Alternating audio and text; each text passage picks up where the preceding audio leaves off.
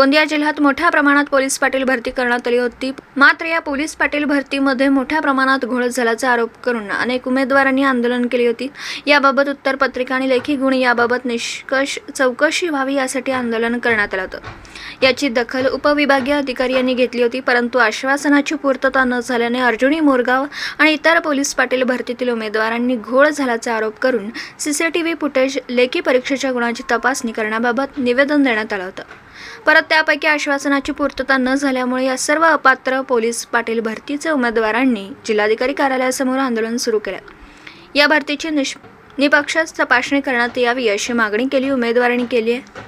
Police Patil भरतीमध्ये मात्र उमेदवार आणि पैसे भरून मोठ्या प्रमाणात नियुक्ती करण्यात आल्याचा आरोप अपात्र उमेदवारांनी केला। एवढेच नाही तर इंटरव्ह्यूच्या वेळेस विशिष्ट रंगाचे कपडे घालण्याचा आरोप केला आणि अनेक अपात्र उमेदवारांच्या परिवाराचं भांडण, मारहाण केल्याचा आरोप या उमेदवारांनी करून या सगळ्यांची चौकशी करण्यात यावी आणि दुसरीवर कारवाई करण्यात यावी अशी मागणी आता या उमेदवारांनी केली। आता जिल्हा प्रशासन याकडे कशा प्रकारे बघत आहे ते पाहणं महत्त्वाचं ठरतं। आमची मागणी म्हणजे एक दोन आहेत असे की जे सदर एक्झाम झाली, एक्झाम दिवसचे जे सीसीटीव्ही फुटेज तसेच जे पेपर उत्तरपत्रिका वगैरे झाले आहेत त्यांची दुय्यम प्रत आणि फर्स्ट प्रत यांची पण चौकशी हवी आहे। आम्ही याच्या आधी 13 तारखेला 13/2/2024ला आम्ही बसलो होतो उपोषणाला HDO ऑफिसला। त्याच्यानंतर 5 दिवसानंतर आम्हाला एक आश्वासन दिलं HDO सरांनी की तुम्हाला 7 ते 8 दिवस सदर चौकशी मिळून जाईल।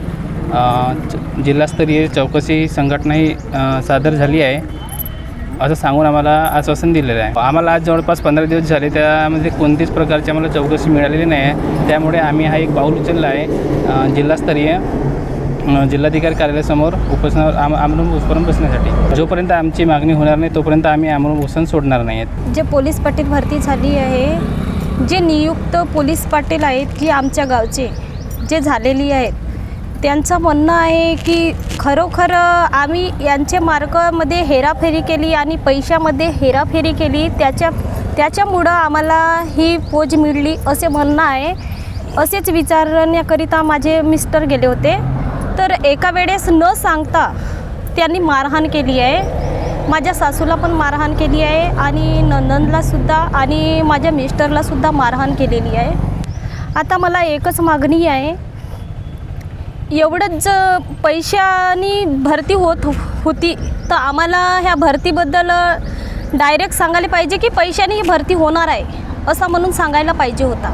आम्ही फॉर्म नसता टाकला आणि नियुक्त जे व्यक्ती आहेत त्यांना नियुक्त पत्र दिले पोलीस पाटीलबद्दल, पुन्हा मारहाण करण्याचाही नियुक्त पत्र मिळला का, हाही आम्हाला पाहिजे आहे। ह्या भरतीमध्ये घोळ झाल्याचं आम्हाला दिसून आलेलं आहे आणि घोळ झालं त्याच्यामुळे आम्ही ह्या सगळ्या गोष्टी म्हणजे प्रोसेस करत आहोत। याच्या आधी 4/2ला ही जी एक्झाम झाली त्याच्यानंतर आम्ही 5ला आक्षेप टाकला होता की बा याच्यामध्ये घोळ झाली तर आम्ही आक्षेप टाकला होता HDO ऑफिस मोरगाव अर्जुनीला। त्याच्यानंतर मग आमचं हा म्हणणं होता की जोपर्यंत आम्हाला ह्या जो घोळ झालेला आहे याची चौकशी जोपर्यंत होत नाही तोपर्यंत तुम्ही तोंडी म्हणजे घेण्यास तुम्ही थांबवा। आणि तोंडी होती 8 तारखेची, तरी पण ती तोंडी घेण्यात आली सर। त्याच्यानंतर 13 तारखेला पण पुन्हा हाच उपोषण सुरू करण्यात आलेला होता मोरगाव अर्जुनीला। त्याच्यामध्ये तसं काहीच म्हणजे 5 दिवस हा उपोषण चालला। 17 तारखेला उपोषण मागे घेण्यात आला काही कारणास्तवमुळे। त्याच्यानंतर आम्हाला HDO ऑफिसने सांगितलं होतं की बा आश्वासन दिलं होतं की आम्ही तुमच्या ज्या पण काही मागण्या आहेत त्या पूर्ण करू आणि 8 दिवस आम्हाला मुदत दिला होती। आणि हा जो आता लोकसभेचा जो चुनाव आहे या कारणामुळे काही वेळ लागू शकते आणि त्याच्यामुळे आम्हाला थांबवण्यात आलेला होता। पण त्याच्यानंतरही काही आम्हाला म्हणजे समाधानकारक अशा कोणत्या गोष्टी मिळाल्या नाही। आमच्या ज्या काही मागण्या होत्या त्या पूर्ण काही झालेल्या नाही आहेत। वरून ज्या दिवशी तोंडी झालेली होती 8 तारखेला, तर ज्या उमेदवारांना जास्त मार्क्स आहेत आणि ते त्याच्यामध्ये 7-8 म्हणजे जे आता नवयुक्त झालेले आहेत तर त्या तोंडीमध्ये कमीत म्हणजे ज्या लेडीज लोकांनी व्हाईट साड्या घातल्या होत्या आणि आम्हाला हाच विचार येते सर की बा व्हाईट साड्यावाल्यांनाच का बरं, असा तर काही नियम नव्हता की बा तुम्ही व्हाईट साड्याच घालून या आणि तोंडी द्या।